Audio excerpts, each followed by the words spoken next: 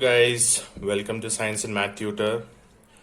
Today we are discussing forces in motion IGCSE Physics 0625. Again, it was in a comment, so I'm discussing this topic. So guys, what is speed? As you know, you have studied this from, I guess, 7th or 8th standard. Speed is nothing but distance per unit time, like distance covered in some unit of time. So that's called speed. So speed is equals to distance divided by time. So here is the formula. We calculate speed by using the formula distance by time. Now, what is the SI unit of speed? Speed is, guys, distance is meters. Okay, the SI unit of distance is meters, and for time it is seconds. So we do SI unit of speed is nothing but meter per second. It's meter per second. So we saw speed, SI unit, and there are several formulas, like 3 formulas we can make from this speed formula. Like speed is equals to distance by time. Then what is distance is equals to? And what is time is equals to? So we can make this formula with a simple formula triangle. So this is a simple formula triangle. You just need to learn one formula out of it. And you guys already know speed is equals to distance by time. So I will write speed over here is equals to distance by time. And I will keep a multiplication sign over here. Now you can see first formula, as we all know, speed is equals to distance by time. How do we get it on this triangle? We just hide the one which you are finding, say speed. So speed is equals to distance by time. Now second one, say you want to find distance. Okay, so distance is equals to what? Distance is equals to, just hide the distance. What you can see is your answer. If you hide distance, you can see speed into time. So here is the formula, speed into time. And the last one, time. Time is equals to, again the same thing, you hide time. What you can see is the formula, distance upon speed. Distance upon speed. So we can have 3 formulas from this one simple formula. So it's a trick. You can make a triangle. You need to learn or remember one formula, and rest 2 you can make it out or figure it out. Next one, it's velocity. So what do you mean by velocity? Sometimes you read speed, sometimes it's velocity. So what's the difference between speed and velocity? Velocity is just the speed of an object, car, motorbike, anything, with its direction of the travel. So here you see velocity is just like, I'll show you an example. Say a car is moving at a speed of 40 kilometers per hour. 40 kilometers per hour. This is actually a speed. But velocity, when you add the direction, say due north, due south, towards north, towards south, towards east, anything with direction will be considered as velocity. And yeah, one more thing about velocity is it's a vector quantity, whereas speed is a scalar quantity. You can see speed is a scalar quantity and velocity is a vector quantity. Now what is the difference between scalar quantity and the vector quantity? What is scalar and what is vector? So scalar is the quantity which will have only magnitude. Okay, the quantity with only magnitude. Magnitude is like size. Okay, so it has only size, like example, mass, speed, where there is no direction, that is called scalar quantity, only magnitude. Okay. The other one is magnitude, which is size with direction. Example, force. Force is an example where you get direction also, like force, what amount of force is exerted and which direction. That is one. Or even velocity. Just now we saw velocity. Velocity is also an example of vector quantity where you have a magnitude like 10 meter per second, 20 meter per second, or 100 kilometers per hour speed with some direction. So this is about speed, velocity, and then we know that speed is a scalar quantity which has only magnitude. Velocity is a vector quantity which has magnitude with direction. Yeah guys, now we'll see the next part, which is acceleration.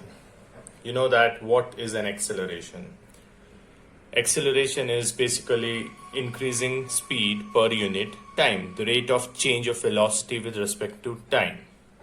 An object is moving at a increasing speed, like in first second the object is moving at 5 meters per second. Next second it is moving at 10 meters per second, 15 meters, 20 meters. So what is happening? For every second some amount of time, or some amount of speed is increasing for every second. So that is called acceleration. Okay, so how do we calculate acceleration? Acceleration is equals to final velocity, which is v, minus initial velocity divided by time. So initial velocity is u. So basically I'll just make it simple, v minus u divided by t. So this is the acceleration's formula. Acceleration is equals to final velocity minus initial velocity divided by time. That gives you acceleration. So here we get two speeds, like an object in the beginning it's traveling at say 0 meter, just started 0 meter per second. So this is the initial one. We will consider it as u. Next, say 20 meter per second. So this will be considered as v, final velocity, and say the speed it gained from 0 to 20 in 2 seconds. So how do we calculate acceleration? It's very simple. We just need to do acceleration is equals to final velocity, which is 20 meter per second, minus initial velocity, which is 0, divided by time, which is 2 seconds. So we'll have acceleration of 10 meter per second square. Yeah, so the SI unit of acceleration is meter per second square. Remember this, the SI unit of acceleration is meter per second square. Okay, so this is about acceleration. Now, what is motion time graph? We will see motion time graph. So motion time graph is the graph which is representing the movement against time of any body, like any vehicle, car, motorbike, anything, okay, which is moving. So we have two different types of motion time graph. First is distance time graph, and the second one is velocity time graph. So distance time and velocity we are going to discuss. So in this class we'll be discussing different types of distance time graph. So first one is a car traveling at a steady speed. So how do we show this distance time graph? Okay, so we have this graph. Okay, So I need to show how a car is traveling at a steady speed if it is a distance time graph. Okay, so the representation is very easy, that whenever a car is moving at a constant speed, it gets a straight line. Okay, so the curve is like this. So here I'll show you, like in 1 second, in first second, if the car is traveling 20 meters, then in the second second, it would be moving 40, third second 60, fourth second 80. So this is how it moves, and we get a straight line. Okay, we get a straight line for the distance time graph. So whenever a car is traveling at a steady speed is nothing but a constant speed. If it is moving at a constant speed, then it is considered as a straight line graph. This is the first type of graph in distance time graph. Now we'll be discussing the other one. So here we have the second kind of a graph where the car is accelerating, like the speed of car is increasing per unit time. So basically, car, if it is moving 20 meters in 1 second, then it is not going to move 40 meters in 2 seconds. It is maybe, or definitely it would be more than 20 meters. Like speed is increasing, so every second it will give you some extra distance. Okay, so here we can see the graph would not be a straight line, but it would be a upward curve. So this upward curve indicates that the speed is increasing. So here I'll just show you how. So say first one,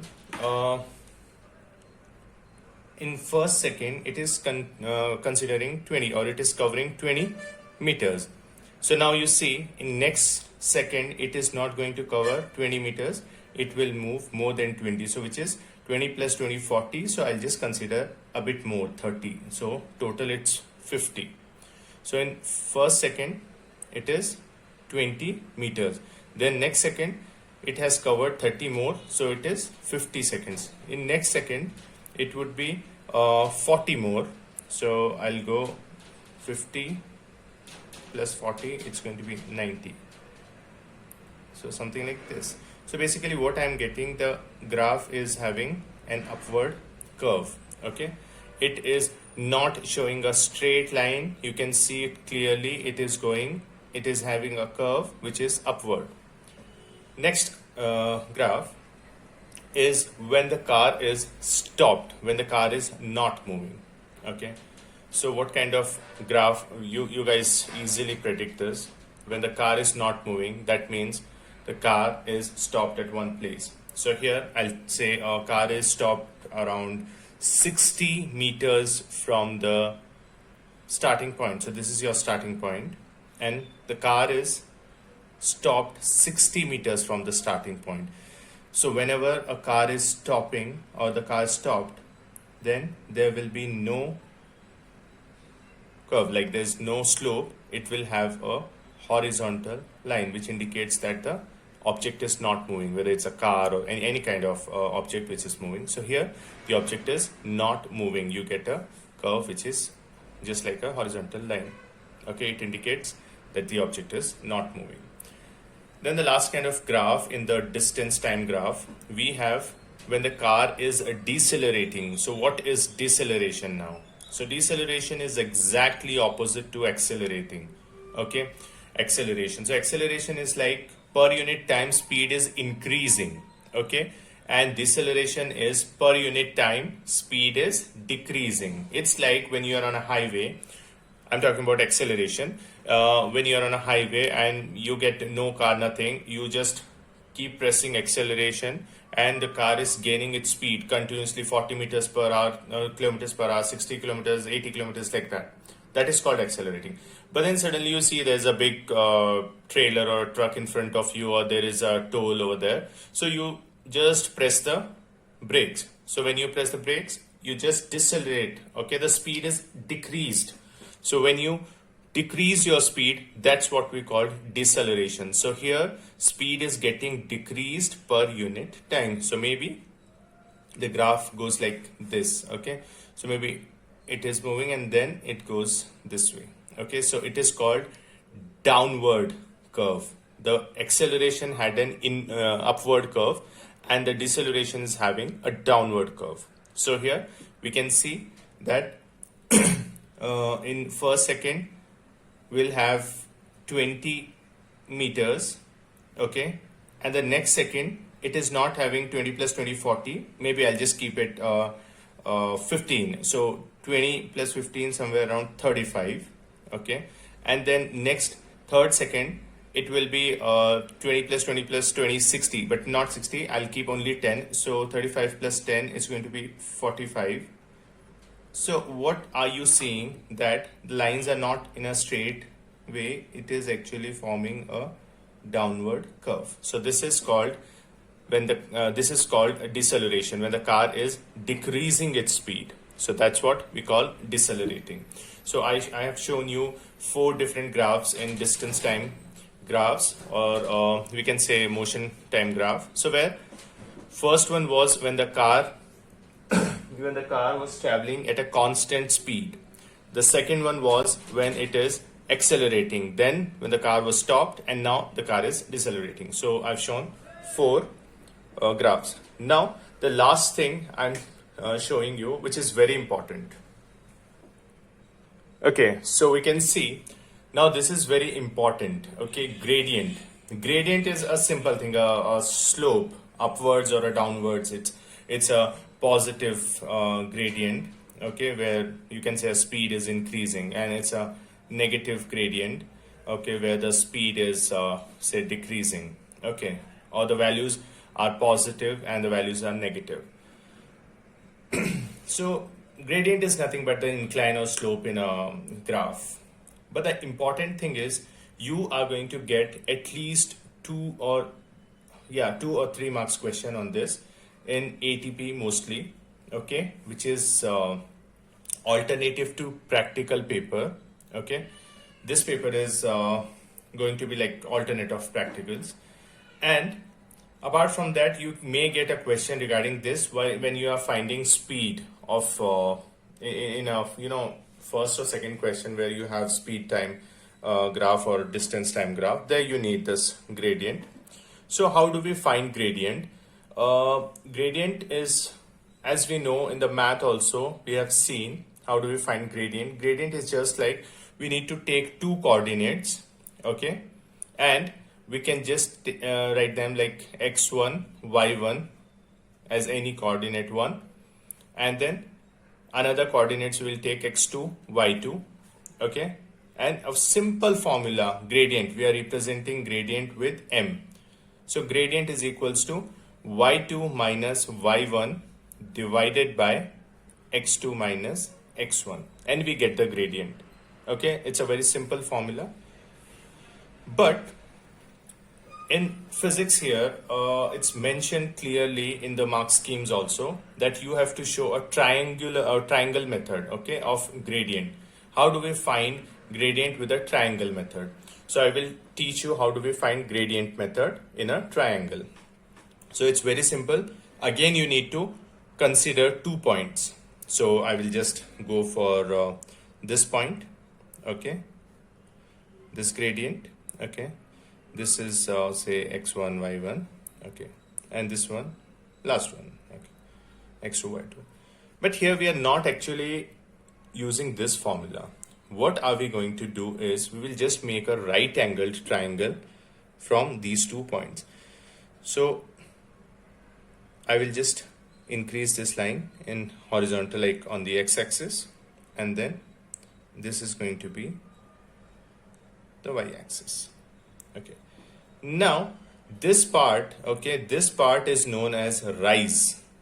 Okay, this is known as rise because you have moved from down to up, and this is known as run when you move from left to right or right to left, anything, but this part is known as run. You're running in this way and you're rising. Okay, so this is your triangular method. What is the formula to find gradient? It is, you can say, gradient is equals to rise by run. This is another formula, and this is what we are going to follow in physics. Even if you follow this way, it's correct, you will get the same answer. Okay, but here in physics it is clearly mentioned that you have to use this triangular method, okay, to find the gradient.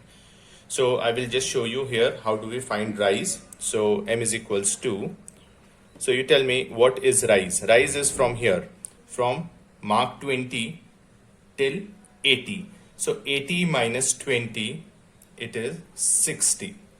So rise is 60. You can say from here 20 to 40 is 20, 40 to 60 is 20, 60 to 80 is 20. So 20, 20, 20 is 60. Divided by run. Run is from 1. Okay, it's not from 0. I've considered it from 1. So 1 to 4 is actually 3. 4 minus 1 will give you 3. So here 3, you can cancel it like this. So you get 20. Gradient would be 20. And in distance time graph, gradient is nothing but speed. I have clearly mentioned that in a distance time graph, the gradient of the line is numerically equal to the speed. So in this graph, I can say that the speed of the object is 20 meters per second. Okay, so this is what gradient is, and this is a short question in the ATP paper, or you may get it in theory paper as well. So you just be prepared for this, and we will continue in the next class with the speed time graph, which is velocity time graph, and we will consider all the Newton's law of motions. Please guys, subscribe it and share it with your friends, and please comment and let me know what all I need to discuss. Thank you so much guys. That's all for today.